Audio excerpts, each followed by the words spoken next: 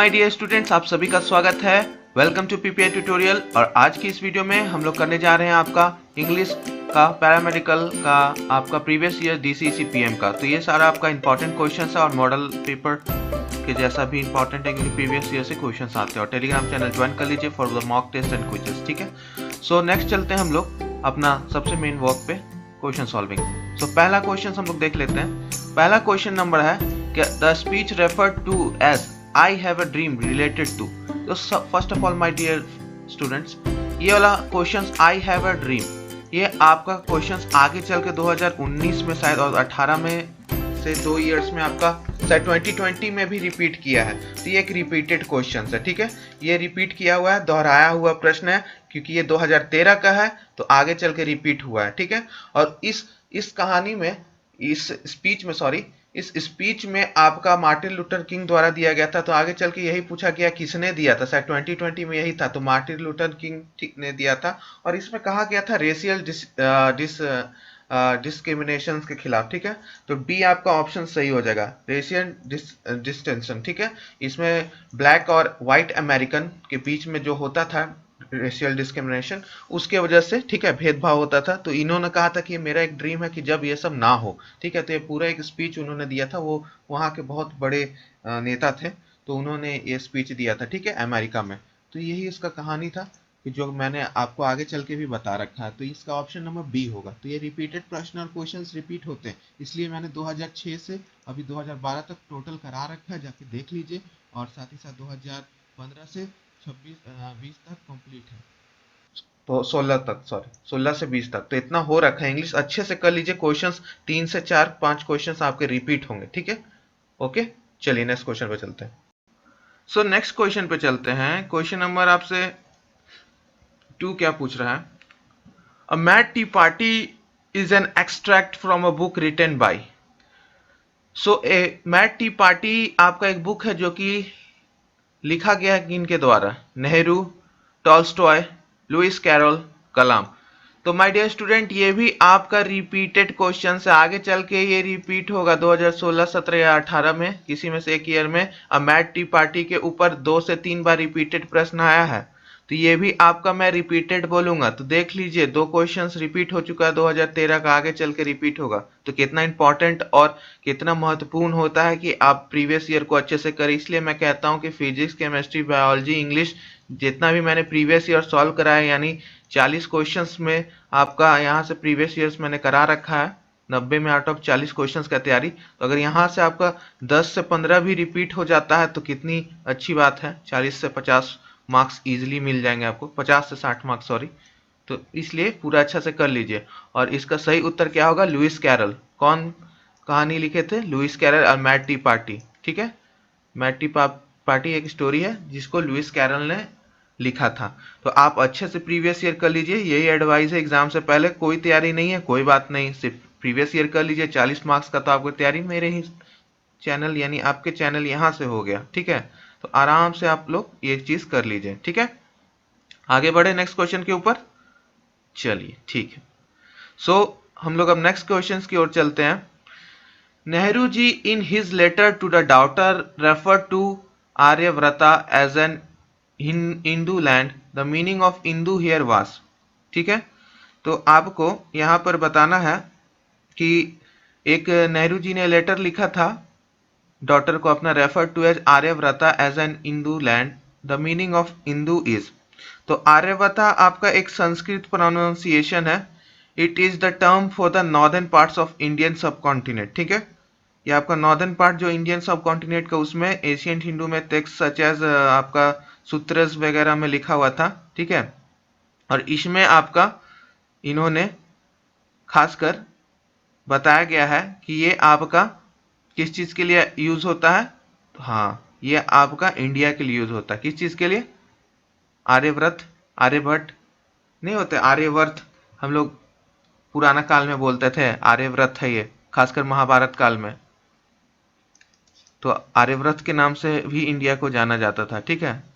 इंदू मतलब क्या होगा? Indus valley civilisation, northern area जो हो गया ना अपना इंडिया का, इंडस वैली सिविलाइजेशन, वो one of the oldest civilisations, ठीक है।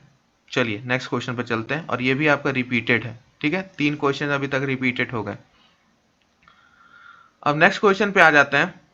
Next question, that which can not be read is called, जिसको पढ़ा ना जा सके, that which can not be read is called ineligible, invincible, invisible या आपका इलिजिबल। तो क्या होगा इसका, जिसको पढ़ा ना जा सके क्या बोलेंगे उसको, बताइए। बहुत अच्छा क्वेश्चन है, बहुत अच्छा क्वेश्चन है। क्या होगा इसका प्रॉपर आंसर, बता दीजिए। तो एक एक करके वर्ड्स को समझते हैं। सबसे पहले देखते हैं ए, आपका इन इलिजिबल, ठीक है। इसका मतलब क्या होता है, इसका होता है नॉट एलिजिबल। बोलते हैं ना, तुम इलिजिबल नहीं हो इस फॉर्म को भरने के लिए, आप वैक्सीन लेने के लिए एलिजिबल नहीं है, 18 ईयर्स नहीं है, तो आपको यही बोला जाता है। तो नॉट एलिजिबल, नॉट परमिट, आपको परमिट नहीं है उसका वैक्सीन लेने का, तो वो आपका हो गया नॉट सुटेबल, क्योंकि आप उस सुटेबल नहीं हो। तो not permit, not eligible, not suitable, ठीक है। इसका क्या हो गया, इन एलिजिबल, ठीक है। दूसरा है आपका इनविजिबल, इनविजिबल, इनविजिबल, इसका अर्थ क्या हो जाएगा आपका, इनकेपेबल ऑफ बीइंग कॉन्कर्ड, ठीक है। अदृश्य, क्या बोलेंगे, अदृश्य, इनकेपेबल, ठीक है। सॉरी, इसका होगा आपका अनेबल टू सी, अदृश्य, ठीक है, अनेबल टू सी, ठीक है, देखा ना जा सके, अदृश्य। सी है आपका इनविंसिबल, इनविंसिबल का था जो मैंने अभी बताया कि आपका अनेबल, इनकेपेबल ऑफ कॉन्कवर्ड, उसे जीता ना जा सके, हराया ना जा सके, ठीक है, इनकेपेबल ऑफ बीइंग कॉन्कवर्ड, ओके। और डी आपका इल इजिबल, इल इजिबल, इसका मतलब होता है that which can not be read, ठीक है। तो डी ऑप्शन आपका करेक्ट है। पहला क्या है, इनएलिजिबल, इन एलिजिबल में आपका क्या है, उसे परमिट नहीं है, not suitable, not eligible. Invincible का मतलब है, इनविंसिबल यानी सी ऑप्शंस का मतलब है आपका उसे कैपेबल, उससे कॉन्कॉर्ड ना कर पाए, जीता ना जा सके, ठीक है। आपका बी इनविजिबल, ना ही देखा जा सके, और इल एलिजिबल का मतलब क्या है, date can not be read, ठीक है। तो आपका D option is the correct, okay. Next question पे चले, ओके। नेक्स्ट क्वेश्चन है, विच वन इज इनकरेक्ट, ठीक है। इसमें से इनकरेक्ट क्या है आपका, एक इनकरेक्ट खोजना है, ठीक है। इस टाइप के प्रश्न आप जानते हो कि करेक्शन और सही खोजना के लिए हमेशा आते रहते हैं। So the painter painted the canvas, ठीक है, he was confined to the cell, this is new edition of the book, many books have been added to the library. जल्दी कॉमेंट कीजिए लाइव चैट में, क्या होगा, कौन सा आपको गलत है, जल्दी कीजिए। हाँ, आपका ए ऑप्शन गलत है। कैसे, the painter painted the canvases, canvases नहीं होता है, डबल एस नहीं होता है, क्या होगा, कैनवास, ठीक है, कैनवास होगा सिर्फ एस, ठीक है, बहुत सारा, डबल एस नहीं होता। तो आपका the painter painted the canvas, बाकी he was confined to the cell, this is the new edition of the book, many book have been added to the library, ये सब आपका करेक्ट है, ओके। नेक्स्ट क्वेश्चन पे चले, चलिए। ऐसा question में हमेशा खोजिए कि कुछ मिस्टेक्स है कि नहीं, पूरा पढ़िएगा फिर टाइम लॉस हो जाएगा। कोशिश कीजिए कि फटाक से आपको इसमें मिस्टेक्स दिखे। एलिजेंट, एलिजेंट के ऊपर आपका 6ठा नंबर सवाल है। एलिजेंट does not mean refined, graceful, elevated, tasteful, ठीक है। एलिजेंट का मतलब क्या होता है, बता दीजिए। एलिजेंट का मतलब नहीं बोलते हैं, कभी कभी हम लोग कॉम्प्लीमेंट भी देते हैं, ठीक है। तो एलिजेंट का मतलब क्या हो गया, एलिवेटेड। हिंदी में मतलब क्या होता है एलिजेंट का मतलब, कौन बताएगा, कमेंट कीजिए। एलिजेंट का हिंदी में मतलब क्या होता है, चाहे इंग्लिश में ही पूरा डिस्क्रिप्शन टाइप्स मतलब बताइए। हाँ, क्या होगा इसका, हाँ सुंदर, नहीं बोलते सुंदर है, कितना एलिजेंट है कि नहीं, सुरुचिपूर्ण है, ठीक है। तो ये भी हो सकता है सुरुचिपूर्ण, ठीक है। तो यहाँ पे पूछ रहा है कि डज नॉट मीन, ठीक है, तो आपका एलिवेटेड, बाकी रिफाइंड, ग्रेसफुल, टेस्टफुल सब इसका मतलब हो सकता है, ठीक है। लेकिन एलिवेटेड का मतलब थोड़ा सा ऊपर उठ जाना, एलिवेटेड, एलिवेशन, ऊंचाई होता है ना, तो ये नहीं होगा डज नॉट। तो मतलब ये एंटोनिम्स के ऊपर सवाल है। क्या है? एंटोनिम्स। तो एलिजेंट का मतलब सुरुचिपूर्ण, ग्रेसफुल, रिफाइंड, टेस्टफुल सब इसका मतलब हो सकता है सिनोनिम्स, लेकिन सी एलिवेटेड नहीं होगा। क्यों? क्योंकि एलिवेटेड का अपना क्या मतलब हो जाता है, तो एलिवेटेड का मतलब ऊंचाई पे जाना, एलिवेशन नहीं बोलते हैं, तो वो हो जाएगा आपका, ठीक है, ऊपर उठा हुआ, ठीक है। क्या हो जाता है इसका मतलब? ऊपर उठाया हुआ, ऊंचाई पे जाना, ठीक है। तो डज नॉट, तो एंटोनिम्स के ऊपर ये सवाल है। नेक्स्ट क्वेश्चन पे चलते हैं। The word opposite in meaning to arrogant. Arrogant का मतलब क्या होता है आपका? एरोगेंट का मतलब क्या होता है बताइए, जल्दी बता दीजिए। उसके बाद ये अभिमानी क्या होता है? यस, अभिमानी बोलते हैं ना, ये बहुत एरोगेंट है, अभिमानी। सो उसका मतलब क्या हो जाएगा अपोजिट मीनिंग में, मतलब ये आपका एंटोनिम्स पूछ रहा है ये भी, सिंसियर, ग्रेव, हम्बल या वेन। तो आपको सीधा सीधी यहाँ पर सिंसियर का मतलब तो होता है आपका आज्ञाकारी। ग्रेव, ग्रेव का मतलब क्या हो गया आपका? ग्रेव का मतलब बता दीजिए। ग्रेव का मतलब है गंभीर, क्या हो जाएगा? गंभीर। हम्बल का मतलब आपका क्या हो जाता है? जल्दी बता दीजिए, सबको तो ये पता ही होगा। हम्बल का मतलब क्या हो जाता है? हाँ, विनम्र। तो आपका विनम्र हो जाएगा सही आंसर। देखते के साथ अभिमानी का उल्टा क्या हो जाएगा? विनम्र। और वेन का तो सबको पता ही है क्या होता है। वेन का मतलब क्या होता है? व्यर्थ, ठीक है, व्यर्थ में। तो आपका सही उत्तर क्या हो गया? सी, हम्बल। ओके, चलिए। तो एंटोनिम्स के ऊपर 2 सवाल अभी तक आ चुके हैं। नाउ विल मूव टू, अब हम लोग अपना नेक्स्ट सवाल पे आ जाते हैं। नेक्स्ट सवाल, identify the word which is not a synonym of decipher. तो डिसाइफर का सबसे पहले मतलब जानना होगा, तब ना ये क्वेश्चन सॉल्व कर पाओगे। तो डिसाइफर का मतलब क्या होगा बताइए, उसके बाद ये क्वेश्चन सॉल्व होगा। तो जल्दी जल्दी बता दीजिए डिसाइफर का मतलब क्या होता है, कमेंट कीजिए फटाफट। डिसाइफर का मतलब क्या होता है?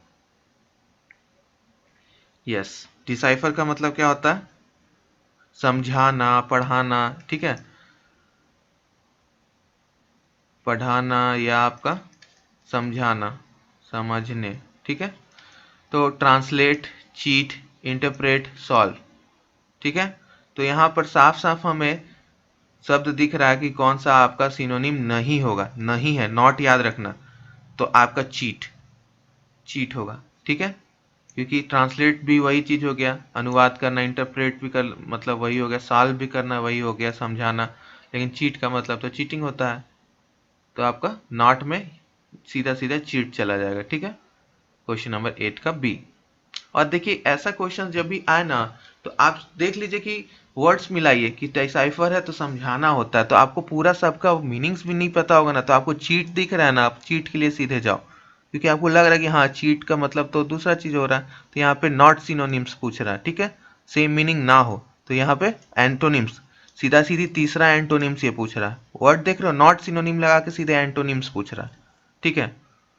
और नहीं भी हो सकता है एंटोनिम्स, लेकिन फिर भी उसी को मान के चलना है हम लोग।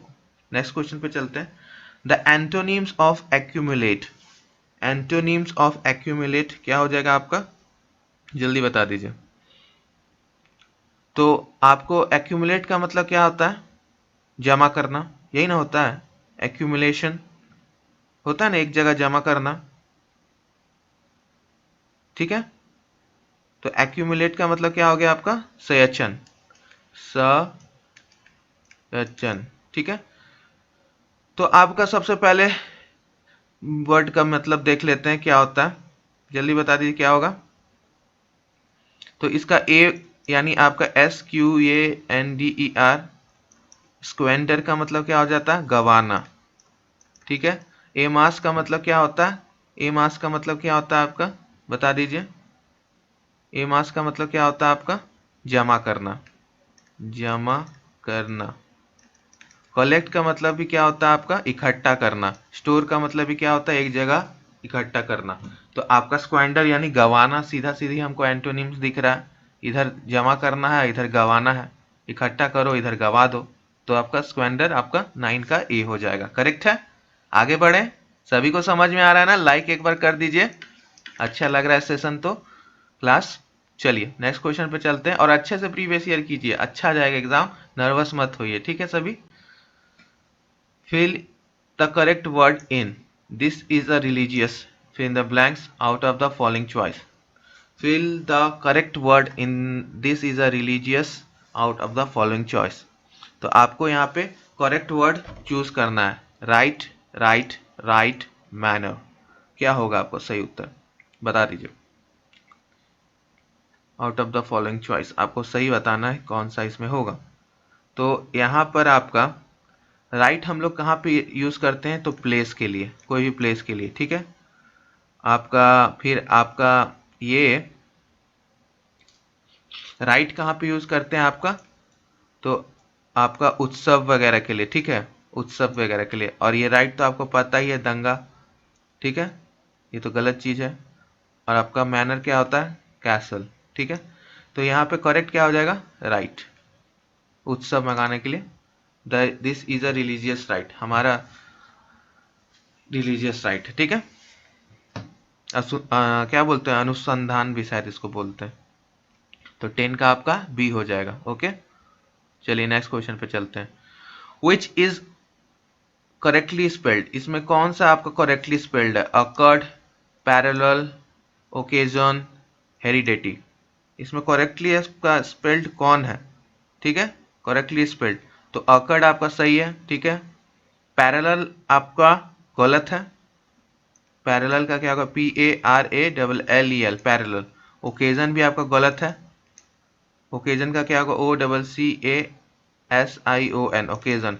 और हेरिडेटी का भी गलत है स्पेलिंग, HEREDITARY हेरिडेटी। तो आपका ए सिर्फ सही है ओकॉर्ड। ठीक है ठीक है इसका 11 का क्वेश्चन का ए हो जाएगा आंसर। नेक्स्ट क्वेश्चन पे चले, बता दीजिए एक बार माय डियर लवली स्टूडेंट्स। ठीक है तो चलिए नेक्स्ट क्वेश्चन पे चल जाए। विच इज इनकरेक्टली स्पेल्ड, देखिए करेक्टली और इनकरेक्टली स्पेल पे तो आता ही है क्वेश्चन। ठीक है करेक्टली और इनकरेक्टली वर्ड्स पे तो आपका आता ही है क्वेश्चन। ठीक है तो एक्सेप्ट, पहला क्या है आपका वर्ड? एक्सेप्ट। तो क्या एक्सेप्ट ये इनकरेक्टली स्पेल्ड है? तो देखना है हमें। तो एक्सेप्ट का ACCEPT। ठीक है एक्सेप्ट। एजाइल, अजाइल भी आपका करेक्टली एक्सपेल्ड है। बेसिस का भी आपका, बेसिस भी सही है आपका। और आपका ये नाइव, ठीक है नाइव इनकरेक्टली। ठीक है तो ये भी आपका इनकरेक्टली है। ठीक है तो नाइव का क्या होगा? NAIVE naive. तो आपका यहाँ पे दो दो शब्द इनकरेक्टली, ए और सी दोनों, ए और डी सॉरी दोनों, ए एंड डी बोथ। ठीक है दोनों आपका इनकरेक्टली है। ठीक है तो आपका बी और सी सही है और ए और डी आपका इनकरेक्टली है। तो यहाँ पे दो दो उत्तर हो गया। ठीक है तो ऐसा क्वेश्चंस कभी कभी रहेगा जहाँ दो दो ऑप्शंस मिले। ठीक है कि जो सही हो, तो आप करके आइएगा फिर भी क्वेश्चंस। ठीक है फिर भी क्वेश्चंस करके आइएगा, अटेम्प्ट करके। हो सकता है उस वो क्वेश्चंस को रद्द कर दिया जाए, जो कि वही होता है, क्वेश्चंस को हटा दिया जाता है। इसलिए कभी कभी क्या होता है ना कि आप सोचते हो कि हम 300 प्लस करके आए, तो दो चार क्वेश्चन गलत होता है, इसलिए मार्क्स आपको कम आता है। ठीक है ऐसा होता है। ठीक है नेक्स्ट क्वेश्चन पे चलते हैं। Pick up the correct choice for completing the apt version as good as. ठीक है आपको बताना है यहाँ पर एप्ट कंपैरिजंस आपको करना है। As good as, a lamp, a जज, अ गोल्ड, अ सिल्वर। क्या होगा सही यहाँ पे बता दीजिए। एज गुड एज, तो एज गुड एज आपका बता दीजिए। हाँ तो एज गुड एज आपका गोल्ड, सोने की तरह ये आपका सही है। तो इसमें एज गुड एज गोल्ड क्या हो जाएगा? आपका गोल्ड हो जाएगा। समझ में आया सभी को? नेक्स्ट क्वेश्चन पे चले। चलिए नेक्स्ट क्वेश्चन नंबर आपसे क्या पूछ रहा है? To have no backbone means having no support, having no behind you, having no courage, being very flexible. तो कहते हैं ना कि आई हैव नो बैकबोन, कभी कभी कहते हैं टू हैव नो बैकबोन, तो क्या होता है इसका मतलब, आपके पास कोई सपोर्ट नहीं रहता, हैविंग नो सपोर्ट। तो ये डेली लाइफ में हम लोग यूज़ करते हैं, to have no backbone, having no support, इसका मतलब होता है तो हमारे पास कभी कभी सपोर्ट नहीं रहता है कि नहीं, तो यह कभी कभी होता है, ठीक है। तो ये आपको, ये हो गया इसका असली उत्तर, ठीक है, सही उत्तर। नेक्स्ट पे चले, चलिए क्वेश्चन नंबर लास्ट है। लास्ट क्वेश्चन करने से पहले बस यही बोलेंगे कि आराम से प्रीवियस ईयर करके जाइएगा चैनल से, और चैनल के आपका रिस्पांस कैसा है ये ज़रूर बताइएगा एग्जामिनेशंस के बाद कमेंट करके, ठीक है, कि कैसा आपको हेल्पफुल रहा। यहाँ से प्रीवियस ईयर सॉल्व जो मैंने करा है डिटेल में, एक्स्ट्रा थ्योरी हर क्वेश्चंस के ऊपर समझाया, सारे क्वेश्चंस के थ्योरी समझाए, वो आपको हेल्पफुल रहे कि नहीं, ठीक है। तो ये ज़रूर आप बताइएगा एग्जाम्स के बाद, ठीक है, और चैनल को मत भूल जाना रही, ठीक है। चलिए, which is the correct sentence? The cat drank the whole milk. Come here please. The lion is king of the forest. I held the horse by the mane. ठीक है, so the cat drank the whole milk, यहाँ सीधा आपको दिख रहा है ये गलत है, क्या होगा, HOLE होल होगा, ये तो होल क्षेत्र छेद वाला हो गया, होल मतलब संपूर्ण पूरा, ठीक है। कम हेयर, हियर प्लीज, तो हियर है तो ये तो सिंपल HERE हियर हो जाएगा, ये भी आपका गलत है। The lion is the king of the forest, ये सही है, the forest lion is the king, ठीक है। I held the horse by the mane, by नहीं होता, विथ द मेन, ठीक है, और यहाँ हेल्ड की जगह होल्ड होगा, ठीक है, ठीक। चलिए, तो ये था आपका पूरा 2013 का प्रीवियस ईयर। कैसे लगा सेशन कमेंट जरूर कर दीजिएगा एक बार, ठीक है, कैसा लगा अच्छा बुरा कमेंट जरूर। सो मैं कह रहा था कमेंट और लाइक बहुत जरूरी है, प्लीज आप लोग फीडबैक जरूर दीजिएगा, ठीक है। नेक्स्ट सेशन में मिलते हैं आज फिर 2014 का पेपर के साथ। Bye bye and keep studying my dear lovely students.